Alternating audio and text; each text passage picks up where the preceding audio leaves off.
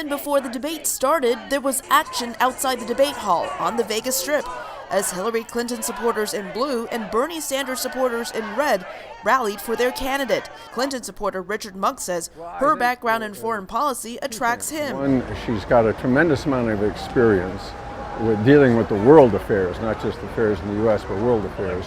Deborah Thompson supports Sanders. I've been a nurse for 30 years. I've worked in 4 different countries. I've never seen such poor treatment of patients in the U.S. Inside the debate hall, the candidates touched on many topics from foreign policy and immigration to the economy and gun violence. So who won the debate from the perspective in the spin room? Here's the answer of Clinton supporter California Congresswoman Judy Chu.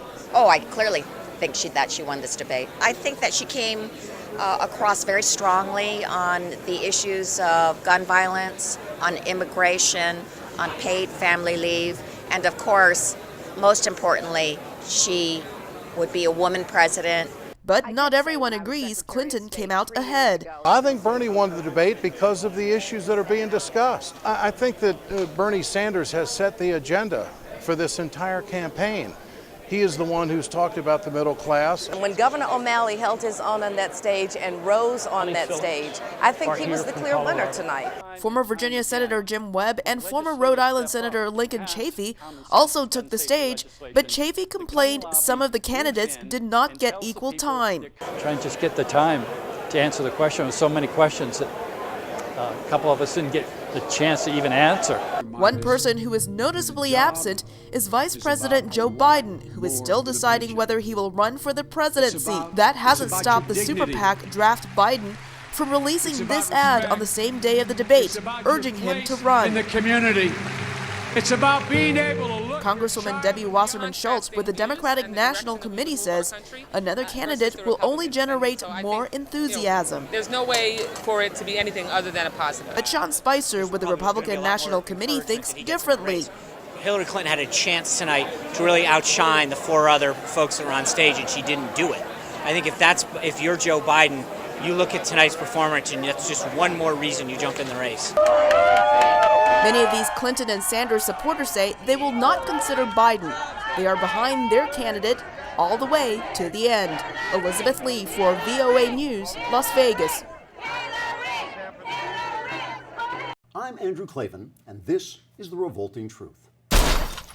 Many conservatives feel hurt and confused by the fact that Democrats keep calling them racist. If you think black Americans should be treated exactly the same as white Americans, they call you racist for opposing affirmative action. If you point out that the poverty rate for blacks has increased sharply under President Obama, they call you racist for criticizing a black president. And if you complain that Democrats treat black people like helpless children, they call you racist for calling black people helpless children.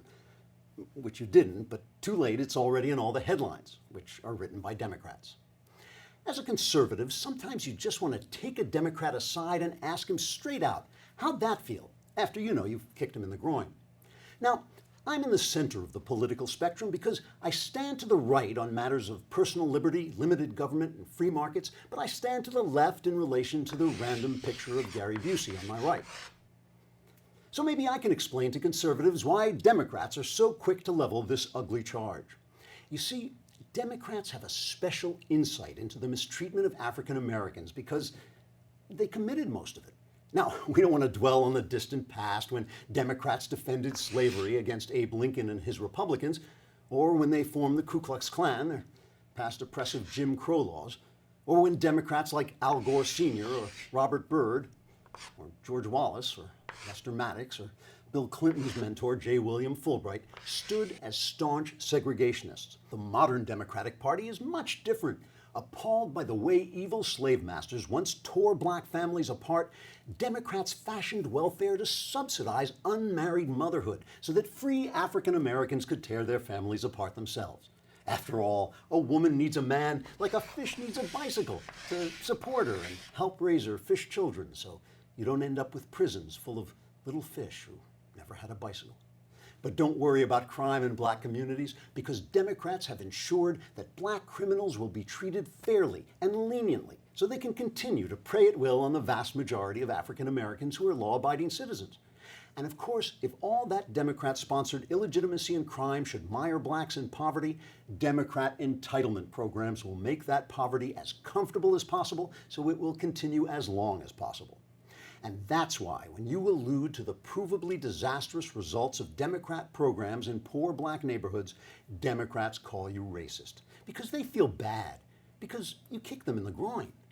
I'm Andrew Klavan with The Revolting Truth. Please subscribe to our YouTube channel by clicking here and visit us at truthrevolt.org.